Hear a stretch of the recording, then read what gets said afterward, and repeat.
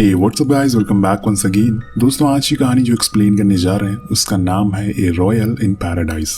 कहानी की शुरुआत ओलिविया नाम की लड़की से होती है जो कि एक बुक शॉप पर बैठी हुई है कि तभी उसके पास एक और लड़की आकर उसका ऑटोग्राफ लेने लगती है एक बुक पर, जहाँ से हमें पता चलता है कि असल में वो एक राइटर है और उसने ही इस बुक को लिखा है। इसके बाद वहाँ उसका बॉयफ्रेंड जॉन आता है जिसे वो खुद की प्लान की हुई ट्रिप के बारे में बताती है। उसने 2 दिन के लिए एक आइलैंड पर चलने का सोचा है, पर जॉन तो उसके सारे सपनों पर पानी फेर देता है और वहां से ये बोलकर चला जाता है कि अब उन्हें उनका फ्यूचर पर ध्यान देना चाहिए, इसीलिए वो थोड़ा ब्रेक चाहता है। पर ओलिविया इस बात से कुछ खास खुश नहीं थी, इसीलिए वो उसे रोकती है, लेकिन वो तो शायद मन बना कर आया था। वहीं हम दूसरी ओर अलेक्जेंडर नाम के एक लड़के को देखते हैं जो कि एक बिलियनर है, साथ में एक रॉयल प्रिंस भी है। वो ओलिविया की लिखी हुई इस किताब को पढ़ रहा है कि तभी उसके पास सेक्रेटरी आती है और कहती है कि डॉक्टर ली की ओर से लेटर आए जो उन्हें एक प्रोजेक्ट के लिए कोको आइलैंड पर इनवाइट किया है। ये देखकर वो बहुत ही ज्यादा खुश होता है क्योंकि ये प्रोजेक्ट उसके डैड का ड्रीम था, लेकिन वो भी उसे पूरा नहीं कर सके। इतने में वहां पर उसकी मॉम आ जाती है जो उसे बताती है कि उसे 2 दिन बाद क्वीन कैथरीन से मिलने के लिए जाना है। इसके बाद तुम दोनों की शादी की बात आगे बढ़ेगी, लेकिन अलेक्जेंडर उन्हें बताता है कि उसे इस प्रोजेक्ट में जाना ही होगा, पर उसकी मॉम मना कर देती है। उन्हें पहले अपने बेटी की शादी करनी है किसी बड़े घराने में, क्योंकि वो नहीं चाहती कि वो किसी मामूली लड़की से प्यार में पड़ जाए। वहीं अलेक्जेंडर उन्हें समझाता है कि अगर वो इस प्रोजेक्ट में नहीं गया तो मीडिया वाले तरह तरह की बातें करेंगे और उन्हें एक मौका मिल जाएगा हमारी बुराई करने का। आप खुद सोचिए। उसकी बातों को वो समझ जाती है और हाँ बोल देती है। उधर एक तरफ ओलिविया अपने ब्रेकअप के बाद काम पर फोकस नहीं कर पा रही है। उसे आने वाले 10 दिनों में अपने काम को फिनिश करना है, लेकिन वो हर दिन तो बैठती है पर कुछ लिख नहीं पाती, जिस वजह से उसकी बॉस काफी नाराज है। अपने मन को बहलाने के लिए वो एक बुक शॉप पर जाती है जहाँ अलेक्जेंडर भी आया था। वो दोनों आपस में टकरा जाते हैं जिससे कि ओलिविया की सारी बुक गिर जाती है, तो वो उसकी मदद करता है। पर जब वो उसे देखता है तो कुछ देर का पॉज ले लेता है और फिर उसे बोलता है कि क्या हम पहले भी मिल चुके हैं। वो कहती है कि नहीं, मैंने तुम्हें कहीं नहीं देखा। जिसके बाद वो उठकर वहां से चली जाती है, लेकिन तभी अलेक्जेंडर उस बुक के पीछे देख तो उसे पता चलता है कि अरे ये तो मेरी फेवरेट बुक की ऑथर है। वो फौरन बाहर जाता है उससे मिलने के लिए, लेकिन तब तक वो जा चुकी थी। आगे हम उसे अपने घर पर देखते हैं। उसकी हालत बहुत ही खराब है। वो बहुत कोशिश कर रही है कि कुछ लिख सके, लेकिन ऐसा हो नहीं पाता कि तभी उसके पास उसकी बेस्ट फ्रेंड आती है कैटी, जो उसकी परेशानी को समझती है और सजेस्ट करती है क्यों ना वो लोग कुछ दिन के लिए उसी आइलैंड पर ट्रिप के लिए जाएं जहां वो जॉन के साथ जाना चाहती है। शायद वहां जाकर तुम्हें तुम्हारी नई स्टोरी भी मिल जाए और तुम्हें अच्छा फील भी हो जाएगा। वो मान जाती है और फिर दोनों ही निकल जाते हैं। कुछ घंटों के बाद दोनों दोस्त एयरपोर्ट पर लैंड करते हैं और वहां दूसरी तरफ अलेक्जेंडर और उसका सेक्रेटरी विंस्टन अपने प्राइवेट चार्टर से वहां लैंड करते हैं और सीधा पहुंचते हैं अपने होटल में। यानी कि अभी दोनों एक साथ एक ही आइलैंड पर ठहरे हुए हैं। होप सो कि इनकी फिर से मुलाकात हो जाए, क्योंकि जिनका मिलना किस्मत में लिखा रहता है वो कहीं ना कहीं किसी मोड़ पर जरूर मिलते हैं। फिर कैटी रूम में जाती ही स्विमिंग पूल की ओर निकल जाती है और यहाँ ओलिविया अपने नॉवल लिखने की कोशिश में लग जाती है, लेकिन आज भी वो कुछ लिख नहीं पा रही है, इसीलिए वो भी पूल की ओर जाने लगती है। तभी उसे बीच में जॉन दिख जाता है। जी हाँ, उसका एक्स। वो भी एक नई लड़की टिफनी के साथ यहाँ पर आया हुआ था, जो कि अब उसकी गर्लफ्रेंड है। वो उसे देखकर छुप जाती है। इतने में पीछे से अलेक्जेंडर आता है, जो उसे ऐसे छुपा हुआ देखकर उसका मजाक बनाता है और फिर उससे माफी भी मांगता है। वो उसे उस दिन बुक स्टोर में पहचान नहीं पाया और कहता है कि मैंने तुम्हारी बुक पढ़ी है, इट्स नाइस। अपनी तारीफ सुनकर ओलिविया थोड़ा इतराने लगती है, लेकिन यहाँ अलेक्जेंडर उसे नहीं बताता कि वो एक प्रिंस है। और तभी वहाँ कैटी भी आ जाती है, जो अलेक्जेंडर को पहली नजर में ही देखकर उसे पसंद करने लगती है। पर ओलिविया उसे खींचकर पूल में ले जाती है और वहाँ वो जॉन के बारे में ही बातें करी जा रही थी, लेकिन कैटी तो अलेक्जेंडर के ख्यालों में ही खो गई थी। उसे कुछ समझ नहीं आ रहा था कि उसकी दोस्त क्या कह रही है। वहीं जब अलेक्जेंडर डॉक्टर ली के लैब में पहुंचता है तो वहाँ वो रखे कुछ रेयर फिशेस को देखता है। अपने डैड पर काफी प्राउड फील करता है, क्योंकि उन्होंने इस काम को आगे बढ़ाया था ताकि नेचर को कभी उसकी जरूरत पड़े तो फिर से उन फिशेस को पानी में छोड़ा जा सके। इतने में वहां पर विंस्टन आकर उन्हें बताता है कि इवेंट वाले दिन डॉक्टर ली नहीं आ सकेंगे, उनकी तबीयत ठीक नहीं है, अब उसे ही पूरा इवेंट होस्ट करना होगा। जो सुनकर वो हैरान हो जाता है कि ऐसा कैसे हो सकता है, उसने आज तक ऐसा कुछ कभी नहीं किया था।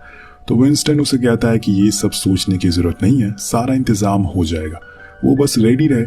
अगली सुबह दोनों दोस्त ब्रेकफास्ट के लिए बैठी होती हैं, जहां उन्हें अलेक्जेंडर देख लेता है। वो विंसेंट के साथ था, इसीलिए उसे कहता है कि तुम उनके सामने मुझे कोई प्रिंस वगैरह कहकर मत बुलाना।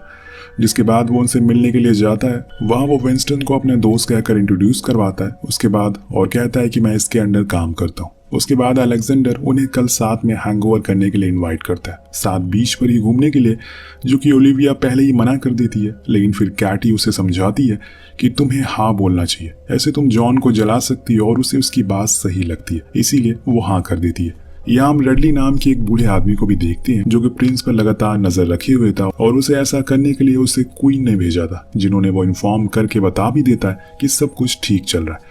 नेक्स्ट डे अब सभी फिर से मिलते हैं, और जैसे ही उन दोनों दोस्तों ने प्लान बनाया था वो सब वैसा ही करते हैं। अलेक्जेंडर भी उनके साथ देता और सभी मिलकर खूब मस्ती करते हैं, यहाँ तक कि वो टिफनी और जॉन के साथ मिलकर वॉलीबॉल भी खेलते हैं, जिसमें वो उन्हें हरा देते हैं, जो बात जॉन को पसंद नहीं आती, इसीलिए वो वहाँ से चला जाता है। इसके बाद ये चारों एक जगह बैठकर काफ़ी बातें करते हैं, लेकिन तभी रेडली इन्हें देख लेता है और क्वीन को खबर कर देता है। तो वो उसे कहती है कि तुम्हें उस लड़की के बारे में जल्द से जल्द पता लगाना होगा, वो कहाँ से है और क्या करती है। वहीं दूसरी ओर दोनों अकेले ही बीच साइड वॉक कर रहे थे। ओलिविया अब अलेक्जेंडर के साथ घुल मिल गई थी, वो उसके साथ काफ़ी बातें शेयर करती है, जैसे कि उसका पैशन है बुक लिखने का, वो एक बड़ी ऑथर भी बनना चाहती है।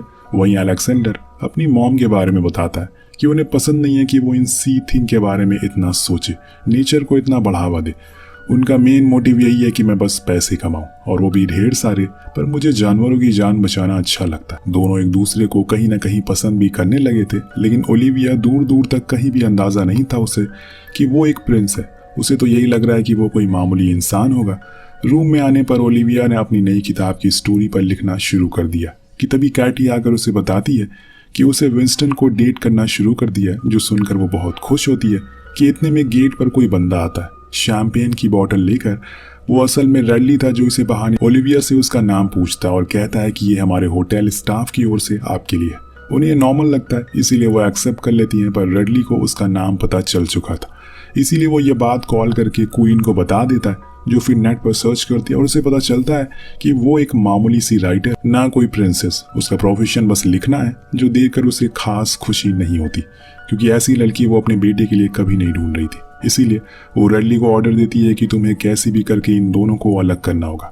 उसी रात विंस्टन अलेक्जेंडर को बताता है कि तुम्हें अब कल उसे सच बता देना चाहिए, अगर देर हो गई तो दिक्कत हो सकती है। वो उसकी बातों को मान लेता और फिर अगले दिन ओलिविया के पास जाता है और उसे बताने लगता है कि तभी वहां पर रेडली आ जाता है और कहता है कि योर हाइनेस, जिसे सुनकर ओलिविया की तो होश उड़ जाते और यहाँ उसका सारा प्लान खराब हो जाता है। वो क्वीन से भी बात करता है, जो उसे समझाती है कि तुम्हारे लिए मैंने लड़की ढूंढ रखी है और इसीलिए बेहतर है कि घर आ जाओ जितनी जल्दी हो सके। लेकिन अलेक्जेंडर वहां से सीधा ओलिविया के पास जाता और उसे समझाता है कि वो उसे सब कुछ बताने ही वाला था कि इतने में ये सब हो गया।